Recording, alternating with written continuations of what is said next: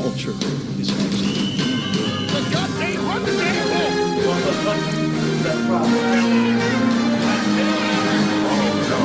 There's a man down. calling both games. This video is sponsored by Kamakoto Knives. In the kitchen, nothing is more of a lifesaver than a quality set of knives. If you've ever experienced the struggle of trying to use an old, dull knife to cut meat or fish, you know the feeling. But with Kamakoto Knives, you're getting high-quality Japanese steel crafted using traditional techniques. Each knife is individually inspected by master craftsmen and have a lifetime guarantee. A premium cut with a firm, efficient handle for a quality grip. Comparing these knives to a set of elite German steel knives I bought myself a few years back, the Kamakoto knives are their equal, if not better. For example, cutting through this salmon fillet skin and all like butter. Once again, a quality set of knives make life in the kitchen infinitely easier. Countless Michelin star chefs agree and use it in their kitchens around the world. And every knife comes in this pristine ash wood box, which makes it the perfect gift come December.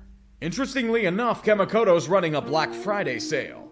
Get $50 off your order by going to kamakoto.com/tree or click the link in description. I can't stress this enough. Quality knives are a must in the kitchen. And Kamakoto knives are that kind of quality. Now on to the video. It's unfortunately not as quality as the knives. Welcome to the NFL, where the rules are made up and the records don't matter. When you see an undefeated franchise against a tank rivaling the M1 Abrams, sheer destruction is expected everywhere you look. Your biggest mistake was trying to use logic. There is none. Houston will come out like a bat out of hell with Dameon Pierce and make it a contest. You know the end is near when the game is tied at half. However, there are reputations to uphold. Davis Mills is a better man than all of us. He's so dedicated to being a tank general that he'll help the team to draft his eventual replacement.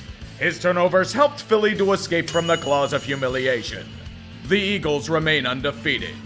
Can't really shit on Houston that much. Keeping it competitive for 2 quarters is an accomplishment all its own. When cats skirmish, assertion and hierarchy is determined. In this fight, the Panthers are an insult to the feline family. The only thing funnier than watching Carolina turn into a stuffed mannequin is if they were leading the NFC South doing it. Goddamn, Eddie Pinheiro robbed us of brilliant comedy. This offense is hilarious puke. PJ Walker morphed into a puddle of shit so fast you'd think his name was Will Greer. Completely overmatched. If it makes it any better, the defense folded like a deck of cards. Joe Mixon turned into Jim Brown for 60 minutes with 5 TDs. This game was over before kickoff. Walker joined an echelon of greatness. A quarterback rating of 0. Things got so bad that he was benched to the football afterlife for the others, since he gets a free win, and looked dominant doing so. To be fair, nearly everyone looked solid against Carolina. Bill Belichick loves him some fresh meat at the quarterback position. Sam Ehlinger, I have good news. Well, not good news, but dying on the field is an honor. Not enough derision is given to the Colts' offensive line. They went from competent to shit faster than most 40 times at the combine. Ehlinger sucked, but can he really be blamed when he has no time to throw? Sam got sacked 9 goddamn times. You can't win like that. New England may have flaws, but the hoodie knows how to suck Indy's soul out at Foxborough. I don't know if he even needed to. The Colts are withered and hollow as it is to begin with. Jim Irsay will try to blame anything he can for his team's failure. He fails to understand the place he needs to start looking is a mirror. I'm not surprised at all the Colts are in chaos. They've been trapped on a hamster wheel of their own construction for years. And Jim Irsay's merely flailing around wondering what the hell went wrong. I don't know, Jim. Maybe it's trying to half-ass a patch job that's the reason why. Token sacrifices must be made to prevent Jim from having to realize that his meddling is costing the team. Marcus Brady was just the first step. The next is Frank Reich himself. You've heard tales of the glue factory, haven't you? Those weren't tales. It's a real place. And it's your final destination. Colts fans have been rightfully clamoring for this for a bit. But this firing is treating a symptom, not the cause. Indy's problems run deep. And it starts with Irsay himself. But we all know Jim isn't going to understand he's been fucking everything up since he fired Polian to take the team back. Throw some more deck chairs around. That'll solve everything. Shit on Dan Snyder all you want, but you aren't much better than he is. Sell the fucking team.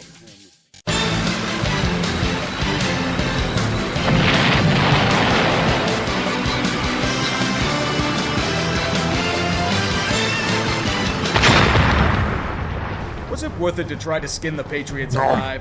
Is witnessing Josh McDaniels butcher every single thing about the game of football what you imagined when you hired him? Because in Raider Nation, it's become a way of life. A lifestyle that allows you to piss away 3-score leads like they're nothing. Who cares if it's against Jacksonville? This is the third time they've done this in 2022. What is game plan adjustment? What is offensive cohesion? I don't care if you have the best defense in the world. If your offense keeps shooting 3-and-outs every drive, the D will wear down over time. The Jags were dead to rights riding a 5-game losing streak, yet they magically rose like a phoenix. Trevor Lawrence was suddenly making the throws everyone expects him to make, and led Jacksonville to 20 unanswered points. Las Vegas used up all their luck and good fortune last year. Back to the cold reality of being irrelevant in the NFL landscape. And it's their own damn fault for it. Rich Bisaccia may not have led them back to the playoffs, but he'd have done a much better job than this. Don't count your eggs until they're hatched. Everyone remember that old fable read back in elementary school? Washington and their fans forgot all about it. Things were looking up for the commies early on. The stars were aligning in their favor. Their defense was stuffing Minnesota with both fists after an opening TD drive. Under the might of Taylor Heineke, he would control the referee to interfere with a defender to allow Curtis Samuel to score a touchdown. His unsung and gritty power would guide Washington to a 10-point lead. Hailing of Heineke and taunting of Kirk Cousins ran rampant. I bet you liked that, didn't you, Washington? You probably also liked this brutal interception by Heineke to give the Vikings prime field position. Maybe they also liked that touchdown to Dalvin Cook to tie the game. The commie offense shuts down while Minnesota methodically eats clock to win. Don't forget to add a brutal penalty on the first field goal attempt to eat even more clock beforehand. Remember the moral of the story. Don't count your eggs until they're hatched. The Vikings just let you know why. Washington, you can hate Dan Snyder all you want, but you're tied at the hip with that fucker. Forgive me if I take the news of him looking to sell with a pinch of salt. He'll only sell when he's backed into a corner and needs funding for a new stadium that'll go to shit in 20 years. Lo and behold, we might know why he is. Like a rat, he scurries away when the feds are opening an investigation into his bullshit. Dan should have learned a long time ago to never fuck with the money. He broke the first rule of finance. Don't even let him sell, just strip the damn team from him. It's been decades overdue. We're at the point where the Chargers and Falcons have legitimate chances to make the playoffs this season. Neither team really does. With how often they've danced through the raindrops due to the fuck-ups of their opponents, the game turns into this. This is a friendly reminder that Atlanta is currently leading the NFC South. The Chargers may have a 4-point lead into the half, but it's flimsier than plastic wrap. They turned Justin Herbert into a check-down magnet. How the hell do you do that?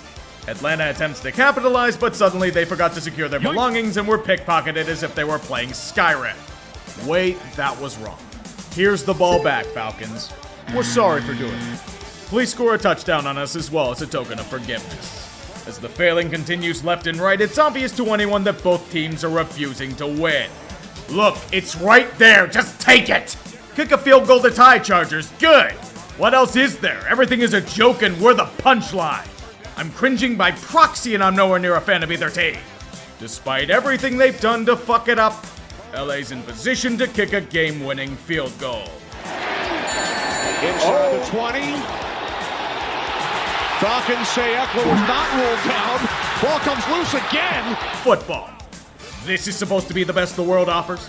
Great, the Chargers are going to be bailed out of their own incompetence again because this game is a hot mess. Fuck it, I'm done. Let them pick the game winner. I don't care anymore.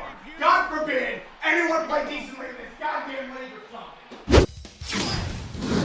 The offensive showcase is an increasing rarity in the age of shitty football. Most weeks it turns into a slog after a litany of careless mistakes. Here, it's the best of what the NFL offers. The high-flying might of Miami shredding anything a defense throws at them. Justin Fields lathering himself in grease, eluding every single defender in his sights. A blocked punt by the Dolphins for a touchdown. It's not offense. Oh well, let's go with it. It's a tale of anything you can do, I can do better. Tua throwing what many scream are underthrown balls to Tyreek and Jalen. Justin Fields having the most complete game of his NFL career. Over these past few weeks, it's as if something just clicked. Maybe it's not having Matt Nagy force him into a conventional role. He only set the league record for most rushing yards by a QB today. Things seem bleak for the Bears, but the Dolphins run out of gas. Every Miami fan's punching air as they can do nothing right in the second half. They keep turning the damn ball over on downs. Their defense suddenly can't tackle or stop a third down.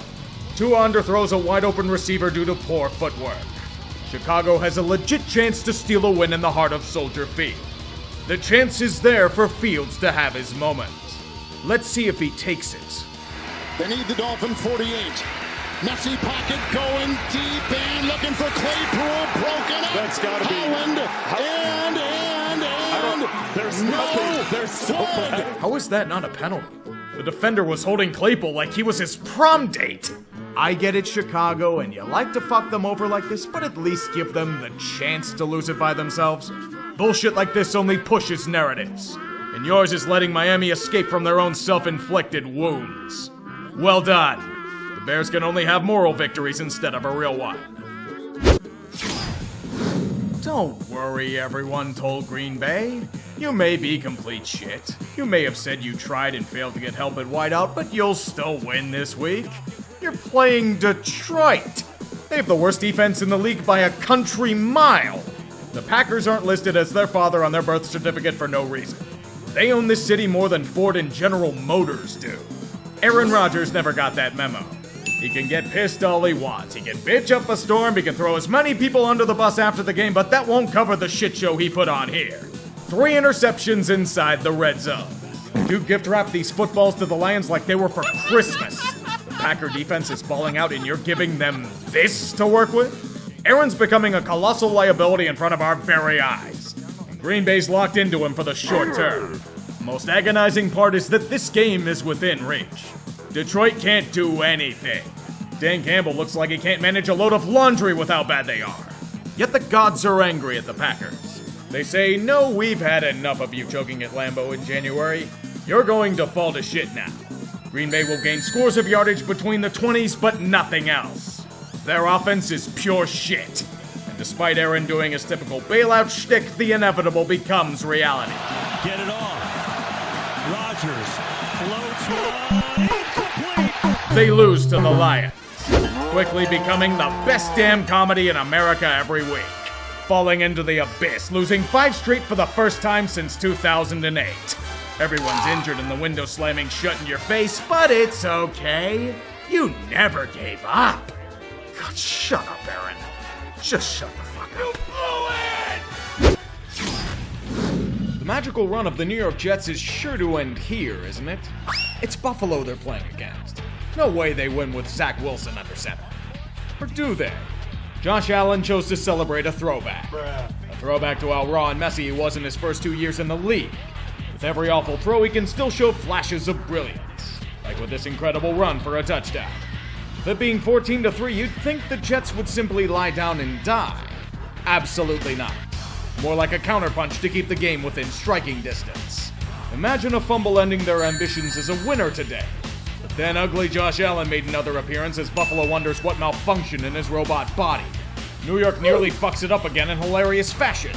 But Zach Wilson does something unprecedented. He throws a ball accurately to his own team. Jets lead. Then becomes a struggle.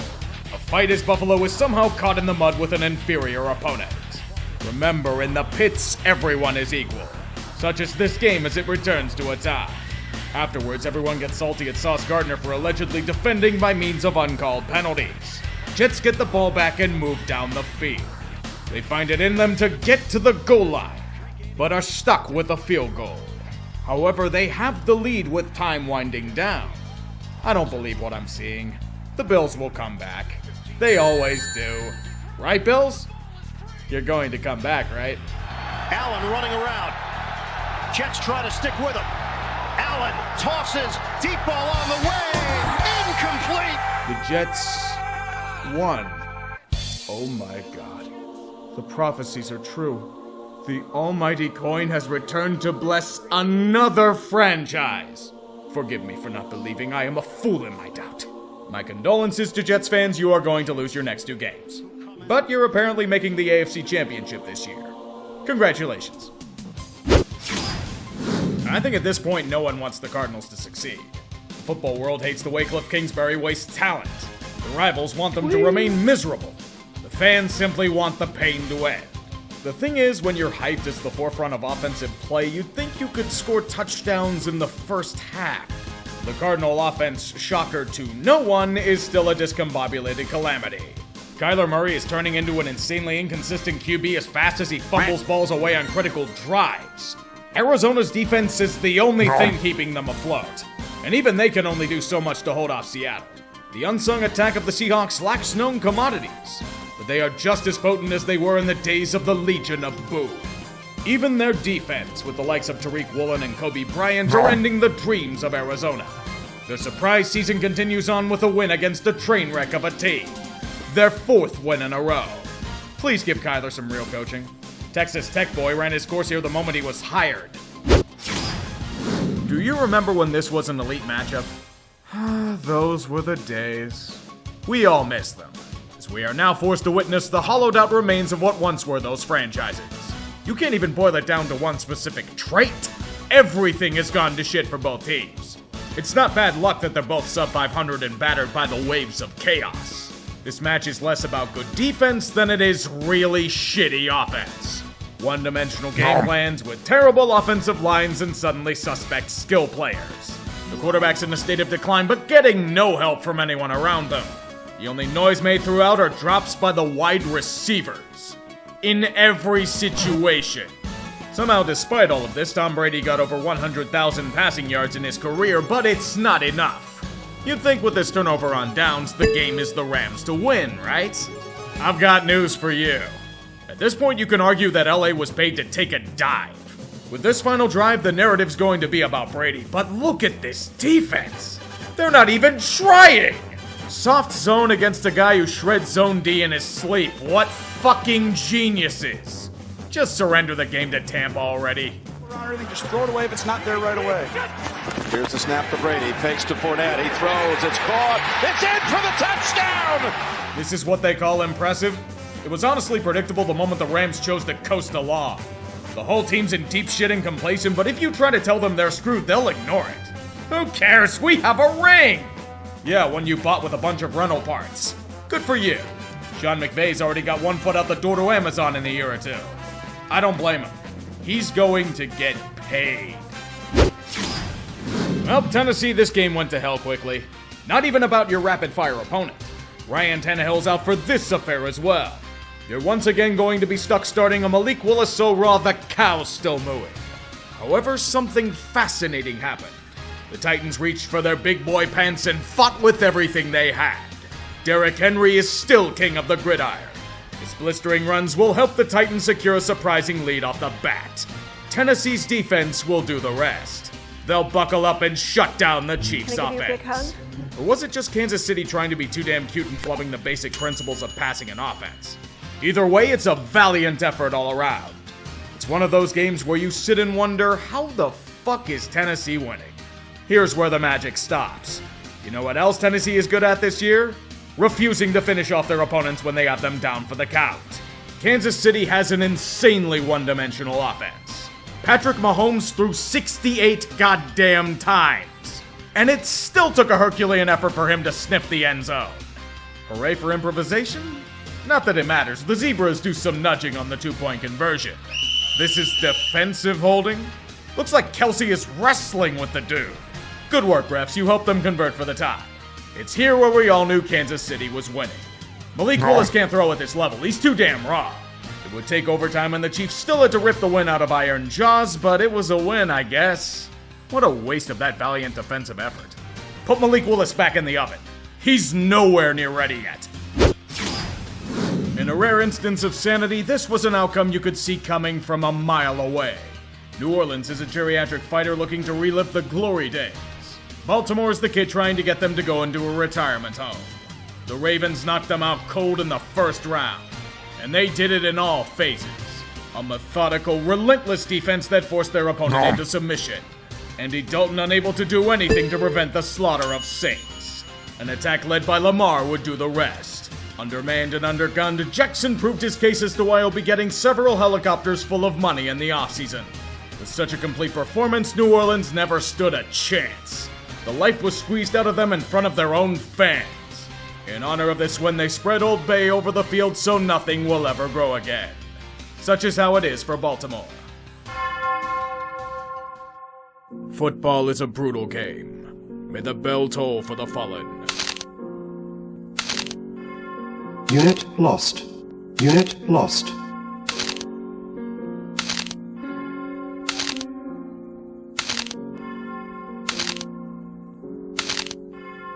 Unit lost. Unit lost.